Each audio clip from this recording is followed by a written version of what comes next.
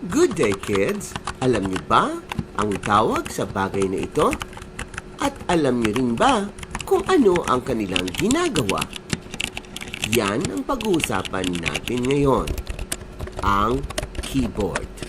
Ang keyboard ay isang device ng computer, PC man o mobile phone. Ang kanyang trabaho ay ma-translate ang gusto nating ipagawa sa computer sa pamamagitan ng pag-encode o pag-type ng mga letters ng English alphabet. Sa videong ito, ipapakilala ko sa inyo ang mga basic keys ng keyboard. Ito ay ang mga letters ng English alphabet at saka mga numerals from 1 to 0. Yung mga special characters gaya ng comma, period, exclamation mark, greater than sign, less than sign, and so many others will be discussed on the next videos. Sa unang line, nandito naman ang mga number keys. This is 1, this is 2, 3, 4, and 5. Ginawa kong red ang keypads para sa kaliwang kamay. At ang mga green pads naman ay para sa kanang kamay. Ulitin ko, ang red ay para sa kaliwang kamay, ang green ay para sa kanang kamay. Ipagpatuloy natin, 6 para sa kanang kamay, 7, 8, 9, and 0. Alam na natin kung saan nakapwesto ang 1, nakapwesto ang 2, nakapwesto ang 0. So, lahat, 10. Isusunod naman na natin ang mga keys ng second row. The alphabet under 1 is Q. The first letter to remember is letter Q, followed by letter W, letter E, R. This is something to remember.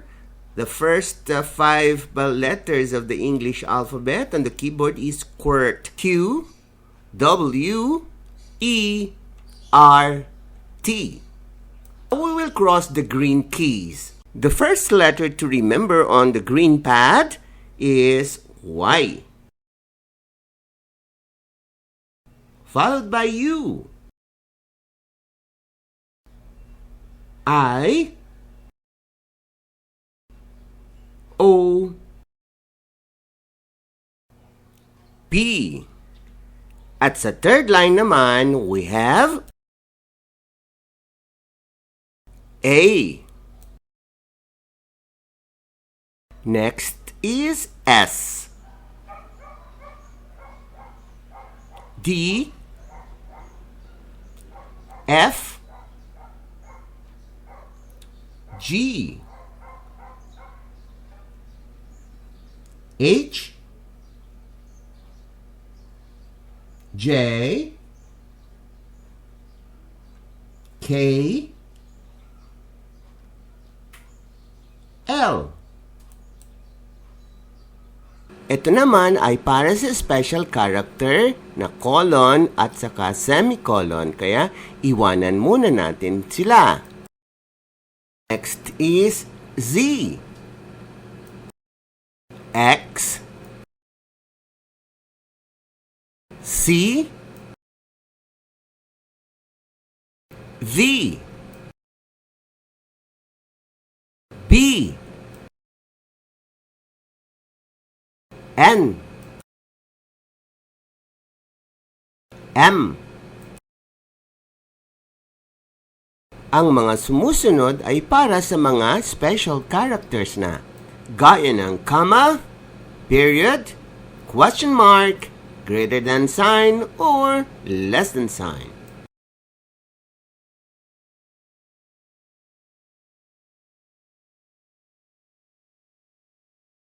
Ang mga sumusunod ay para sa kaliwang kamay.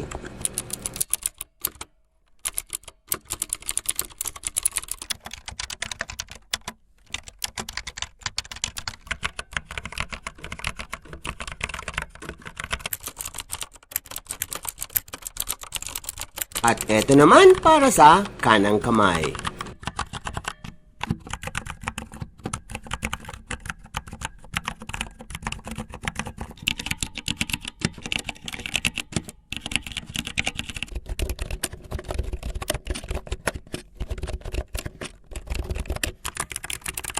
Alright, class, let's sing the ABC song. Ready? A, B, C, D, E, F, G, H, I, J, K, L, M, N, O, P, Q, R, S, T, U, V, W, X, Y, and Z. Now I know my ABCs. Next time, won't you sing with me? Let's sing one more time. A, B, C, D, E, F, G, H, I, J, K, L, M, N, O, P, Q, R, S, T, U, V, W, X, Y, and Z. Now I know my ABCs. Next time, won't you sing with me? Let's sing one more time. A, B, C, D, E, F, G, H, I, J, K, L, M, N, O, P, Q, R, S, T, U, V, W, X, Y, and Z. Now I know my ABCs. Next time, won't you sing with me?